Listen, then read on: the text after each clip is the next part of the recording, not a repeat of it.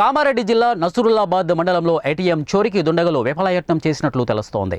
స్థానిక బస్టాండ్ వద్ద ఉన్న ఇండియా ఏటీఎంలో దుండగులు చోరీకి విఫలయత్నం చేశారు. ఏటీఎం వెనుక గది డోరు తాళం పగలగొట్టి డబ్బులు తీసే ప్రయత్నం చేసినట్లు పోలీసులు కనుగొన్నారు. చివరకు వారి ప్రయత్నం ఫలించకపోవడంతో అద్దాలు పగలగొట్టి దొంగలు పారిపోయారు. ఇక స్థానికుల నుంచి సమాచారం అందుకున్న పోలీసులు సీసీ ఫుటేజ్ ద్వారా దొంగలను గుర్తించి పట్టుకునే ప్రయత్నం చేస్తున్నారు.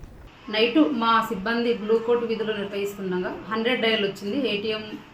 ఏటీఎంలో థెఫ్ట్ జరుగుతుందని వెంటనే మా సిబ్బంది అక్కడ ఏటీఎం దగ్గరికి వెళ్ళి చూడగా అక్కడ అద్దాలు పగలగొట్టున్నాయి. ఎవరో గుర్తు తెలియని వ్యక్తులు వచ్చి అద్దాలు పగలగొట్టారని మా సిబ్బంది ఫోన్ ద్వారా తెలియజేయగా నేను వెంటనే వెళ్ళి అక్కడ విచారించగా చుట్టుపక్కల వెతగా ఎలాంటి ఆధారాలు లభించలేదు. ఇప్పటి వరకు ఈ ఏటీఎం అటెంప్ట్ పైన ఎలాంటి పిటిషన్ రాలేదు.